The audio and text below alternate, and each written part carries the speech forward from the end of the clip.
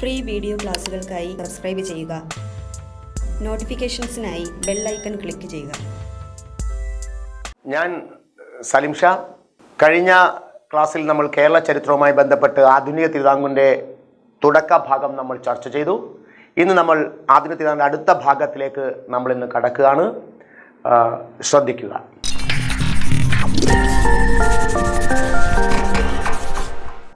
തിരുവിതാംകൂർ ചരിത്രവുമായി ബന്ധപ്പെട്ട ആദ്യഘട്ടമാണ് നമ്മൾ കഴിഞ്ഞ ക്ലാസ്സിൽ ചർച്ച ചെയ്തത്. തിരുവിതാംകൂറിൻ്റെ ഭരണ ചരിത്രത്തിലെ പ്രധാനപ്പെട്ട മറ്റൊരു വ്യക്തിയെ നമുക്കിന്ന് പരിചയപ്പെടാം. ആധുനിക തിരുവിതാംകൂറിൻ്റെ സ്ഥാപകൻ അനിഴം തിരുനാൾ മാർത്താണ്ഡവർമ്മയുടെ കാലത്തിന് ശേഷം രണ്ടാമത്തെ ഭരണാധികാരി കാർത്തിക തിരുനാൾ രാമവർമ്മ 1758 മുതൽ 98 വരെ, അതായത് 40 കൊല്ലക്കാലം തിരുവിതാംകൂർ നാട്ടുരാജ്യം ഭരിച്ച വ്യക്തിയാണ് കാർത്തിക തിരുനാൾ രാമവർമ്മ. കാർത്തിക തിരുനാൾ രാമവർമ്മ 1758 മുതൽ 1798 വരെ നമ്മുടെ നാട് ഭരിച്ചു. 40 കൊല്ലക്കാലമാണ് ഭരിച്ചത്.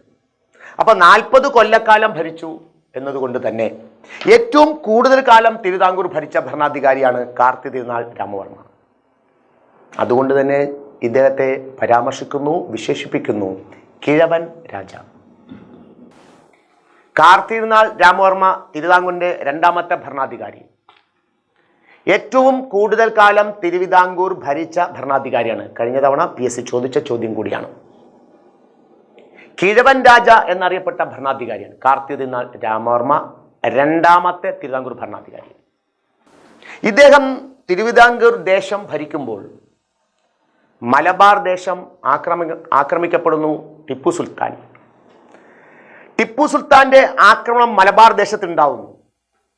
ആ ആക്രമണത്തെ തുടർന്ന് മലബാർ ദേശത്തെ ചെറുകിട രാജാക്കന്മാർ അല്ലെങ്കിൽ ഭരണാധികാരികൾ, നാടുവാഴികൾ, ജന്മിമാർ, ഭൂപ്രഭുക്കൾ തിരുവിതാംകൂർക്ക് അഭയം തേടുന്നു. ടിപ്പുവിൻ്റെ മലബാർ ആക്രമണ സമയത്ത് തിരുവിതാംകൂർ ഭരണാധികാരി കാർത്തിക തിരുനാൾ രാമവർമ്മ. ടിപ്പുവിൻ്റെ ആക്രമണത്തെ ഭയന്ന് തിരുവിതാംകൂറിലേക്ക് അഭയം തേടിയവർക്കെല്ലാം കാർത്തിക തിരുനാൾ അഭയം കൊടുത്തു.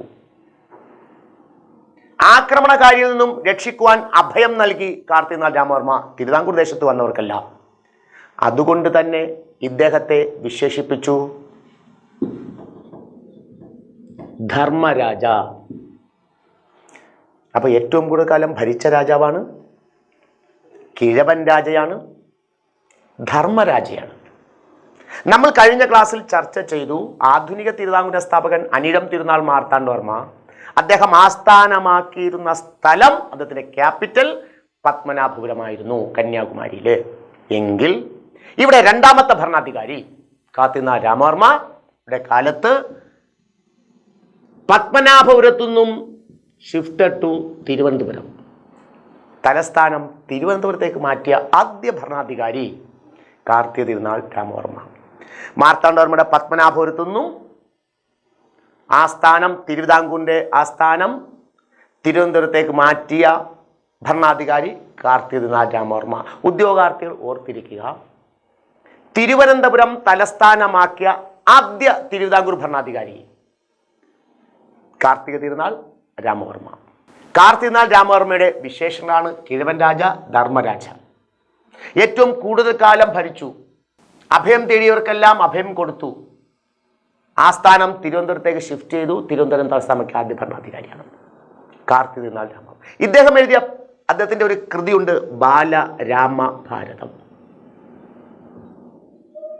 കാർത്തിക തിരുനാൾ രാമവർമ്മ രചിച്ചതാണ് ബാലരാമഭാരതം. അതുപോലെ സ്ഥാപകരായ അനിഴം തിരുനാൾ മാർത്താണ്ഡവർമ്മയുടെ സദസ്സിനെ അലങ്കരിച്ചിരുന്ന ഒരു കവിയായിരുന്നല്ലോ കുഞ്ചൻ നമ്പ്യാർ. ഇദ്ദേഹവും കാർത്തിക തിരുനാളിന്റെ കാലഘട്ടത്തിൽ ജീവിച്ചിരുന്നു. അപ്പോൾ മാർത്താണ്ഡവർമ്മയുടെയും ധർമ്മരാജ എന്ന കാർത്തിക തിരുനാൾ രാമവർമ്മ എന്ന കിഴവൻ രാജയുടെയും സമകാലികനായ മലയാള കവി കുഞ്ചൻ നമ്പ്യാർ. മാർത്താണ്ഡവർമ്മയുടെയും ധർമ്മരാജയുടെയും സമകാലികൻ ആയ മലയാള കവി കുഞ്ചൻ നമ്പ്യാർ. അവിടെ കുചേലവൃത്തം വഞ്ചിപ്പാട്ട് രചിച്ച രാമപുരത്ത് വാര്യരും കുഞ്ചൻ നമ്പ്യാരും മാർത്താണ്ഡവർമ്മ സദസ്സിലെങ്കിൽ അതേ കുഞ്ചൻ നമ്പ്യാർ അദ്ദേഹത്തോടൊപ്പം ഉണ്ണായി വാര്യർ. മാർത്താണ്ഡവർമ്മയുടെ കാലത്ത് കുചേലവൃത്തം വഞ്ചിപ്പാട്ടിൻ്റെ രചയിതാവായ രാമപുരത്ത് വാര്യർ കുഞ്ചൻ നമ്പ്യാർ. ഇവിടെ കാർത്തികനാളിൻ്റെ കാലഘട്ടത്തിൽ, കാർത്തികനാൾ എന്ന ധർമ്മരാജ എന്ന കിഴവൻ രാജയുടെ കാലഘട്ടത്തിൽ ഉണ്ണായി വാര്യരും കുഞ്ചൻ നമ്പ്യാരും. ഉണ്ണായി വാര്യരുടെ പ്രധാനപ്പെട്ട കൃതി, പ്രശസ്തമായ കൃതി നമുക്കറിയാം, നളചരിതം ആട്ടക്കഥ. കേരള ശാകുന്തളം എന്ന് വിശേഷിപ്പിക്കപ്പെടുന്ന നളചരിതം ആട്ടക്കഥ. ഉണ്ണായി വാര്യർ സ്മാരകം ഇരിങ്ങാലക്കുട ആണ് എന്ന് ഓർത്തു വയ്ക്കുക. അപ്പോൾ ഏറ്റവും കൂടുതൽ കാലം ഭരിച്ച തിരുവിതാംകൂർ ഭരണാധികാരിയുടെ കാലഘട്ടത്തിലെ കവികൾ ഉണ്ണായി വാര്യരും കുഞ്ചൻ നമ്പ്യാരും. അതുപോലെ അവിടെ ഉണ്ടായിരുന്ന മാർത്താണ്ഡവർമ്മ കാലത്തുണ്ടായിരുന്ന മന്ത്രിമാരെ പോലെ കാർത്തികനാളിൻ്റെ കാലത്തും ഒരു പ്രധാനപ്പെട്ട മന്ത്രി രാജാ കേശവദാസ്.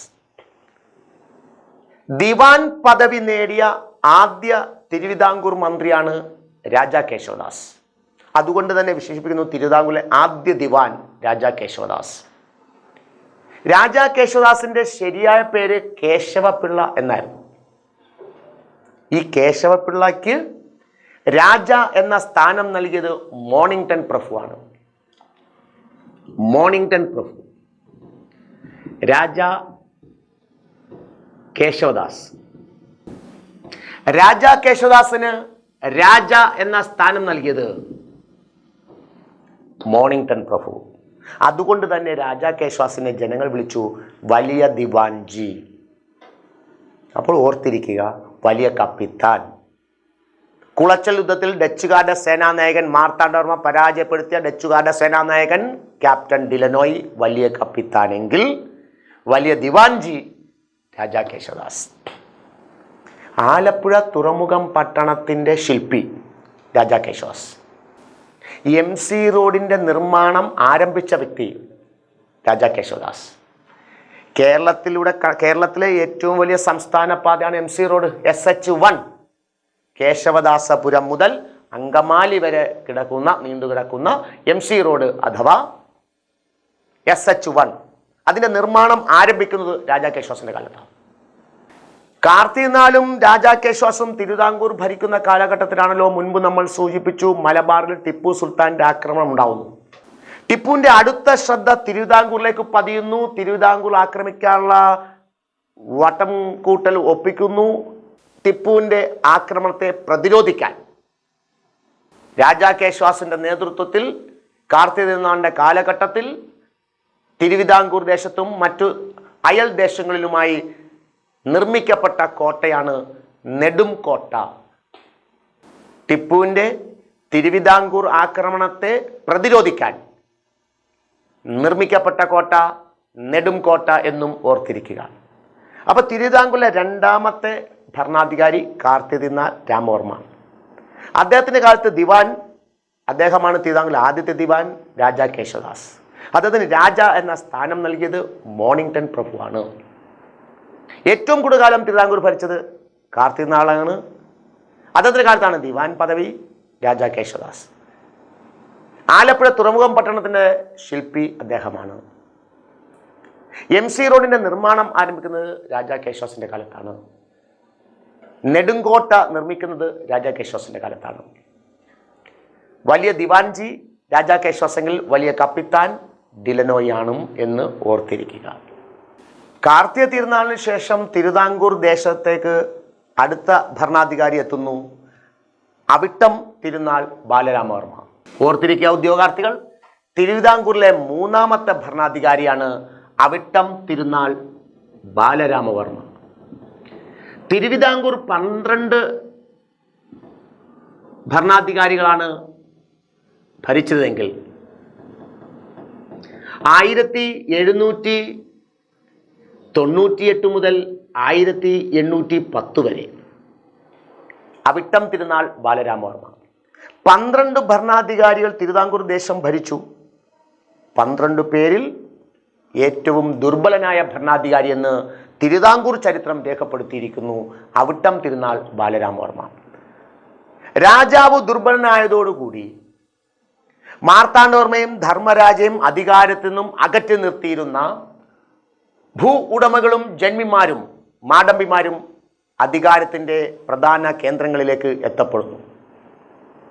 രാജാവിന് നിയന്ത്രിക്കാൻ പറ്റാത്ത തരത്തിലേക്ക് അധികാര ശ്രേണിയിൽ ഈ അഴിമതിക്കാരായ ഉദ്യോഗസ്ഥർ എത്തുന്നു. ഈ കാലഘട്ടത്തിലാണ് രാജ്യത്തിൻ്റെ അധികാരം, ഭരണാധികാരം അഴിമതിക്കാരുടെ കൈകളിലേക്ക് കൂപ്പുകുത്തുന്ന ഈ കാലഘട്ടത്തിലാണ് തലക്കുളത്ത് നിന്നും ഒരു വ്യക്തി തിരുവിതാംകൂറിൻ്റെ ചരിത്രത്തിലേക്ക് ഉദയം ചെയ്യുന്നത്. തിരുവിതാംകൂറിൻ്റെ ദിവാനായി നിയമിക്കപ്പെടുന്നു വേലുത്തമ്പി ദളവ. ആധുനിക തിരുവിതാംകൂറിൻ്റെ സ്ഥാപകൻ അനിഴം തിരുനാൾ മാർത്താണ്ഡവർമ്മ, അദ്ദേഹത്തിന് ശേഷം കാർത്തിക തിരുനാൾ രാമവർമ്മ, മൂന്നാമത്തെ ഭരണാധികാരി അവിട്ടം തിരുനാൾ ബാലരാമവർമ്മ 1798 മുതൽ 1710 വരെ ഭരിക്കുന്നു. തിരുവിതാംകൂറിൻ്റെ ചരിത്രത്തിലെ ഏറ്റവും ദുർബലനായ ഭരണാധികാരി അവിട്ടം തിരുനാൾ ബാല. അദ്ദേഹത്തിൻ്റെ കാലഘട്ടത്തെ തിരുവിതാംകൂറിലെ ദിവാൻ വേലുത്തമ്പി ദളവയാണ്. ബ്രിട്ടീഷുകാരുമായി സൗഹൃദ ബന്ധം ആദ്യ കാലഘട്ടത്തിൽ ഉണ്ടായിരുന്നു വേലുത്തമ്പി ദളവയ്ക്ക്. ബ്രിട്ടീഷുകാരുമായി കരാർ എത്തിച്ചേരുകയും ചെയ്യുന്നു, ആധിപത്യത്തിലേക്ക് പതുക്കെ എത്തപ്പെടുകയും ചെയ്യുന്നു. എന്നാൽ കാലക്രമേണ ബ്രിട്ടീഷുകാരുടെ ആഭ്യന്തര കാര്യങ്ങളുടെ ഇടപെടൽ, ഭരണപരമായ കാര്യങ്ങളിൽ അവരുടെ ഇടപെടൽ വേലുത്തമ്പി ദളവയെ ബ്രിട്ടീഷുകാരുമായി ശത്രുതയിലേക്ക് എത്തിക്കുന്നു. അങ്ങനെയാണ് നമ്മൾ പ്രശസ്തമായ കുണ്ടറ വിളംബരം എന്ന ചരിത്ര വസ്തുതയിലേക്ക്, ചരിത്ര സംഭവത്തിലേക്ക് നമ്മൾ എത്തിച്ചേരുന്നത്. ബ്രിട്ടീഷുകാർക്കെതിരെ പോരാട്ടം ജനങ്ങളെ അണിനിരത്തി സംഘടിപ്പിക്കാൻ അദ്ദേഹം ആരംഭിക്കുന്നു. 1809 നടന്ന വേലുത്തമ്പി ദളവ എന്ന് കേൾക്കുമ്പോൾ തന്നെ ആദ്യം ഉദ്യോഗാർത്ഥിയുടെ മനസ്സിൽ ഓർമ്മ വരുന്നത് കുണ്ടറ വിളംബരമാണ്. 1809 കുണ്ടറ വിളംബരം. കൊല്ലം ജില്ലയിൽ ഇളമ്പള്ളൂർ ദേവീക്ഷേത്രം സമീപത്തുള്ള ചുമടുതാങ്ങിൽ നിന്നുകൊണ്ട് ജനങ്ങളെല്ലാം സംഘടിപ്പിച്ചുകൊണ്ട് ബ്രിട്ടീഷുകാർക്കെതിരെ പോരടിക്കാൻ അദ്ദേഹം ആഹ്വാനം ചെയ്ത സംഭവമാണ് കുണ്ടറ പ്രോക്ലമേഷൻ, കുണ്ടറ വിളംബരം. കൊല്ലം ജില്ലയിൽ ഇപ്പോൾ കഴിഞ്ഞ പരീക്ഷയ്ക്കും ചോദിച്ചു കുണ്ടറ വിളംബരം നടന്ന ജില്ല ഏത് എന്ന് PSC ചോദിച്ചിരുന്നു. കുണ്ടറ വിളംബരവുമായി ബന്ധപ്പെട്ട ക്ഷേത്രം ഏതെന്ന് ചോദിച്ചിരുന്നു. കുണ്ടറ വിളംബരം നടന്ന ജില്ല കൊല്ലം ജില്ലയാണ്. ക്ഷേത്രം ഇളമ്പള്ളൂർ ദേവീക്ഷേത്രമാണ് എന്നും ഉദ്യോഗാർത്ഥികൾ ഓർത്തിരിക്കുക. വേലുത്തമ്പി കുണ്ടറ വിളംബരം നടത്തി 1809 ജനുവരി മാസം 11 തീയതി. കുണ്ടറ വിളംബരം 1809 ജനുവരി 11. ബ്രിട്ടീഷുകാർക്കെതിരെ പോരടിക്കാൻ ജനങ്ങളെ ആഹ്വാനം ചെയ്യുന്നു. വേലുത്തമ്പിയുടെ ഈ ശ്രമത്തെ പരാജയപ്പെടുത്താനും വേലുത്തമ്പിയെ പിടിക്കാനും ബ്രിട്ടീഷുകാർ ശ്രമം ആരംഭിക്കുന്നു. ബ്രിട്ടീഷുകാരിൽ നിന്ന് രക്ഷപ്പെട്ട അദ്ദേഹം മണ്ണടി ദേവീക്ഷേത്രത്തിൽ അഭയം പ്രാപിച്ചിരിക്കുന്നു എന്ന വാർത്ത ബ്രിട്ടീഷുകാർക്ക് ലഭിക്കുന്നു. ഒരു വിദേശ ശക്തി തൻ്റെ മരണം ആഗ്രഹിക്കുന്നു, തന്നെ കൊലപ്പെടുത്താൻ ശ്രമിക്കുന്നു. ഇത് ബോധ്യപ്പെട്ട വേലുത്തമ്പി ദളവ ആത്മഹത്യ ചെയ്തു എന്ന് പരാമർശിക്കപ്പെട്ടിരിക്കുന്നു. മണ്ണടി ദേവീക്ഷേത്രത്തിൽ വെച്ച് അദ്ദേഹം ആത്മഹത്യ ചെയ്തു എന്ന് ഒരു ഭാഗത്ത് പറയുന്നുണ്ട്. അപ്പോൾ അദ്ദേഹത്തിൻ്റെ സ്മാരകം അവിടെ സ്ഥാപിക്കപ്പെട്ടു മണ്ണടി. വേലുത്തമ്പി മ്യൂസിയം ഉണ്ട് നാന്തിരിക്കൽ, കൊല്ലം ജില്ല. വേലുത്തമ്പി സ്മാരകം മണ്ണടി, വേലുത്തമ്പി മ്യൂസിയം നാന്തിരിക്കൽ, കൊല്ലം ജില്ല. അതുപോലെ തന്നെ മൃതശരീരം മാത്രമാണ് ബ്രിട്ടീഷുകാർക്ക് ലഭിച്ചത്. വേലുത്തമ്പിയുടെ മൃതശരീരമാണ് ലഭിച്ചത്. കലിയടങ്ങാത്ത ബ്രിട്ടീഷുകാർ ഈ മൃതശരീരം ഒരു കഴുതപ്പുറത്ത് കയറ്റി തിരുവനന്തപുരത്ത് കണ്ണമ്മൂല എന്ന സ്ഥലത്ത് കൊണ്ടുവരികയും വീണ്ടും തൂക്കിലേറ്റിയെന്നും പറയപ്പെടുന്നു. അപ്പോൾ അദ്ദേഹത്തിൻ്റെ മൃതശരീരം, ദേശാഭിമാനിയായിരുന്ന വേലുത്തമ്പിയുടെ മൃതശരീരം തൂക്കിലേറ്റിയ സ്ഥലം കണ്ണമ്മൂല, തിരുവനന്തപുരം. ശക്തനായ ഒരു ഭരണാധികാരിയായിരുന്നു വേലുത്തമ്പി ദളവ. വേലുത്തമ്പി ദളവ തിരുവിതാംകൂറിൽ സഞ്ചരിക്കുന്ന കോടതികൾ ആരംഭിച്ചു. ഇന്ന് അതിൻ്റെ ആധുനിക രൂപം മൊബൈൽ കോർട്ട് നമ്മളിന്ന് കേരളത്തിലും അല്ലെങ്കിൽ രാജ്യത്തും നമ്മൾ കാണപ്പെടുന്നു. ഇതിലെ രൂപം, പഴയ രൂപം തിരുവിതാംകൂറിൽ സഞ്ചരിക്കുന്ന കോടതികൾ ആരംഭിച്ചത് വേലുത്തമ്പിയുടെ കാലത്താണ്. അതുപോലെ കൊല്ലത്തൊരു ഹജൂർ കച്ചേരി ആരംഭിച്ചു വേലുത്തമ്പി ദളവ. എല്ലാ ഭരണകേന്ദ്രങ്ങളും സ്ഥിരാകേന്ദ്രം എന്ന തരത്തിലേക്ക്, ഒരു സെൻട്രലൈസ്ഡ് ഗവൺമെൻറ് സിസ്റ്റം എന്ന തരത്തിലേക്ക് ഹജൂർ കച്ചേരി കൊല്ലത്ത് ആരംഭിച്ചത് വേലുത്തമ്പി ദളവയാണ്. നമ്മൾ നേരത്തെ ചർച്ച ചെയ്തതുപോലെ കുണ്ടറ വിളംബരം നടത്തി 1809 ജനുവരി 10. ഇദ്ദേഹത്തിൻ്റെ ദിവാൻ പദവി, ഇദ്ദേഹം ബ്രിട്ടീഷുകാർക്കെതിരെ പോരാടുന്ന കാലഘട്ടത്തിൽ തന്നെ ബ്രിട്ടീഷുകാർക്ക് അനഭിമതനായി മാറി തീർന്ന വേലുത്തമ്പി ദളവയെ മാറ്റാനും മറ്റൊരാളെ നിയമിക്കാനും ബ്രിട്ടീഷുകാരുടെ നിർദ്ദേശപ്രകാരം രാജാവ് അനുസരിക്കുന്നു. വേലുത്തമ്പിയെ ദിവാൻ പദവിയിൽ നിന്ന് ഒഴിവാക്കുന്നു.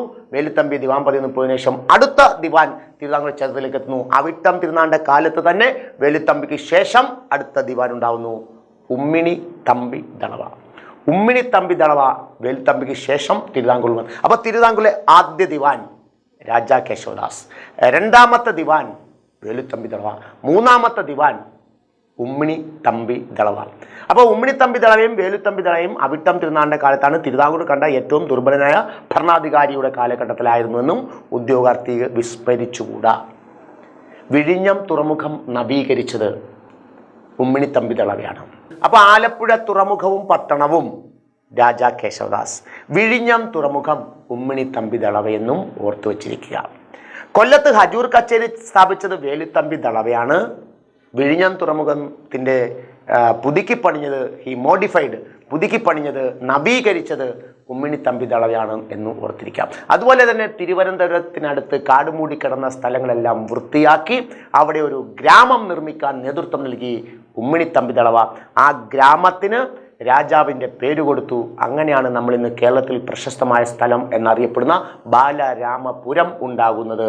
അവിട്ടം തിരുനാൾ ബാലരാമവർമ്മയുടെ സ്മരണയ്ക്കായി ഗ്രാമത്തിന് ബാലരാമപുരം എന്ന പേര് കൊടുക്കുന്നു. നെയ്ത്തുകാരെ കൊണ്ടുവന്ന് അവിടെ താമസിപ്പിക്കുന്നു. അങ്ങനെ തിരുവിതാംകൂറിൻ്റെ നെയ്ത്തു പട്ടണം എന്ന പേരിലറിയപ്പെടുന്നു ബാലരാമപുരം. അപ്പോൾ വിഴിഞ്ഞം തുറമുഖം നവീകരിച്ചത് വേലുത്തമ്പി ദളവയാണ്. അതുപോലെ തന്നെ 1809 കാവൽ എന്ന പേരിൽ ഒരു സേന രൂപീകരിച്ചത് വേലുത്തമ്പി ദളവയ്ക്ക് ശേഷം അധികാരത്തിൽ വന്ന ഉമ്മിണി തമ്പി ദളവയാണ് എന്നും ഓർത്തിരിക്കുക.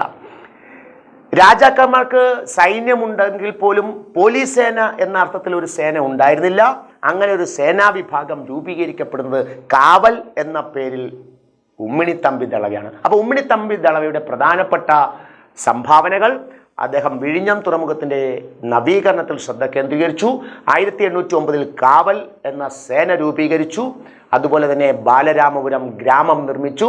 തിരുവിതാംകൂറിൻ്റെ നെയ്ത്തു പട്ടണം, വിവേഴ്സ് ടൗൺ ഓഫ് ട്രാവൻകൂർ എന്നറിയപ്പെടുന്നു ബാലരാമപുരം. അതിൻ്റെയും ശില്പിയായിരുന്നു ഉമ്മിണി തമ്പി ദളവ എന്നും ഓർത്തിരിക്കുക.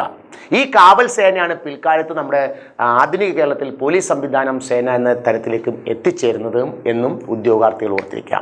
അപ്പോൾ തിരുവിതാംകൂറിൻ്റെ പ്രധാനപ്പെട്ട 3 ഭരണാധികാരികളിലൂടെയാണ് നമ്മൾ കഴിഞ്ഞ 2 ക്ലാസ്സുകളായി കടന്നുപോയത്. ആധുനിക തിരുവിതാംകൂറിൻ്റെ സ്ഥാപകൻ അനിഴം തിരുനാൾ മാർത്താണ്ഡവർമ്മയും അദ്ദേഹത്തിന് ശേഷം വന്ന ഏറ്റവും കൂടുതൽ കാലം തിരുവിതാംകൂർ ഭരിച്ച കാർത്തിക തിരുനാൾ രാമവർമ്മയും, തിരുവിതാംകൂർ ചരിത്രത്തിൽ ഏറ്റവും ദുർബലനായ ഭരണാധികാരി, 3ാമത്തെ ഭരണാധികാരി അവിട്ടം തിരുനാൾ ബാലരാമവർമ്മയും. അവിടെ ഓർത്തിരിക്കുക, തിരുവിതാംകൂറിലെ ആദ്യ ദിവാൻ രാജാ കേശവദാസ് കാർത്തിക തിരുനാളിൻ്റെ കാലത്താണെന്നും വേലുത്തമ്പി ദളവ അവിട്ടം തിരുനാൾ ബാലരാമവർമ്മയുടെ കാലത്തായിരുന്നുവെന്നും ഓർത്തിരിക്കുക ഉദ്യോഗാർത്ഥികൾ.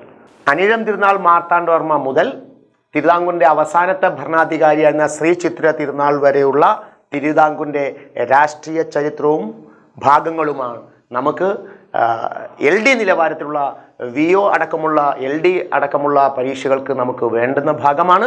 നമ്മളിന്ന് 3 പേരെയാണ് നമ്മളിപ്പോൾ തുടർച്ചയായ 2 ക്ലാസ്സുകളായിട്ട് നമ്മൾ ചർച്ച ചെയ്തത്. വരുന്ന ക്ലാസ്സുകളിൽ അടുത്ത ഭരണാധികാരികളും അവരുടെ വിശേഷങ്ങളും അവരുടെ കേരളീയ തിരുവിതാംകൂർ സമൂഹത്തിന് നൽകിയ സംഭാവനകളെയും കുറിച്ച് നമുക്ക് ചർച്ച ചെയ്യാം. ഒരിക്കൽ കൂടി നിങ്ങൾക്ക് വിജയാശംസകൾ നേർന്നുകൊണ്ട് ഞാൻ നിർത്തുന്നു. നമസ്കാരം.